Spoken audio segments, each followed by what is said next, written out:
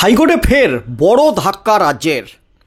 চরম অসহযোগিতার অভিযোগ উঠল এবার কলকাতা হাইকোর্টে।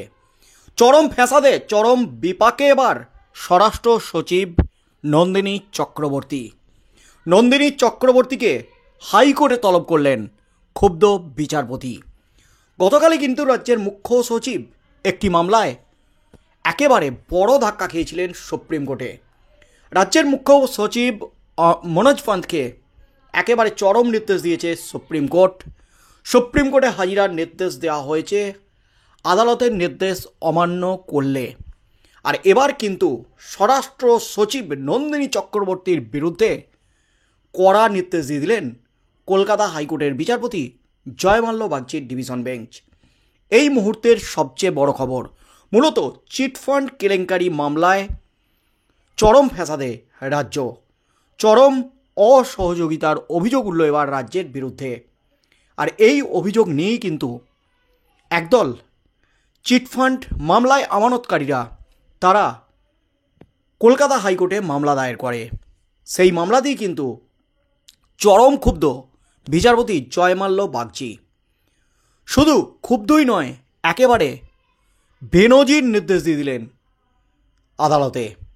যা নির্দেশ স্বরাষ্ট্র সচিবকে নিয়ে রাজ্য সরকারকে, তাতেই কিন্তু নতুন করে হইচই পড়ে গেল একেবারে গোটার রাজ্যে। এর আগেও একাধিক মামলায় একাধিকবার ধাক্কা খেয়েছে হাইকোর্টের রাজ্য। প্রতিনিয়ত কিন্তু মামলার বহর বেড়েই চলেছে রাজ্যের বিরুদ্ধে। এই মুহূর্তে ২৬-এর বিধানসভা নির্বাচনের ঢাকে কাঠি পড়তে আর মাত্র একটি বছর বাকি।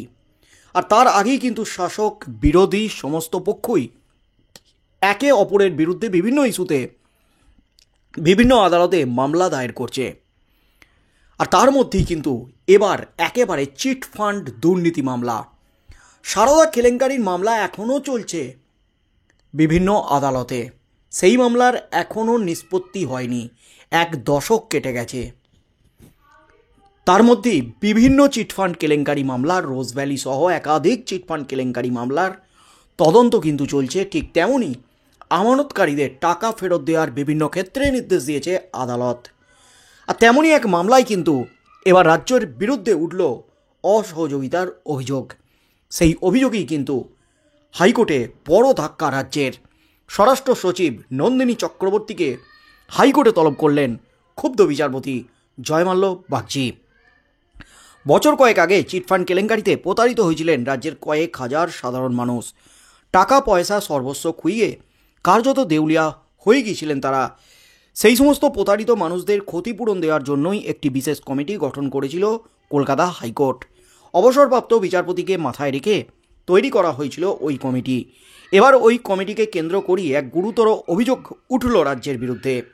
অভিযোগ কমিটিকে কোনো রকম সাহায্য করছে না রাজ্য।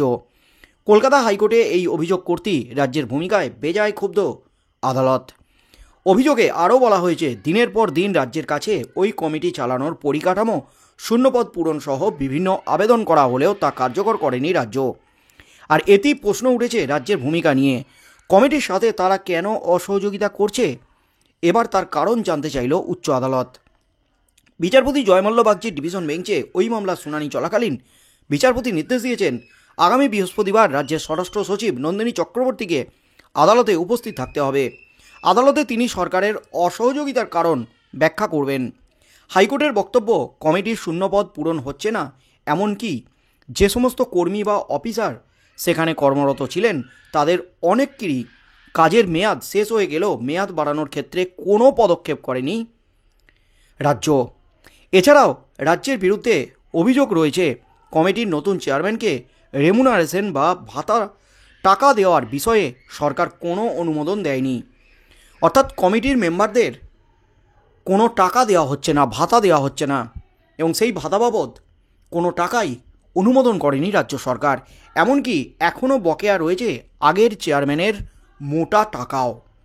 আদালতের প্রশ্ন ছিল, যেখানে রাজ্য আশ্বাস পেয়ে এই কমিটি গঠন করেছিল হাইকোর্ট, সেখানে পরিকাঠামো সহ সব সুযোগ সুবিধা দেওয়ার দায়িত্ব রাজ্যের, কিন্তু বাস্তব চিত্রটা আলাদা কেন বাস্তবে তা করা হচ্ছে না? এবার সেই ব্যাপারে কৈফিয়ত চাইল আদালত। একেবারে চরম ধাক্কা।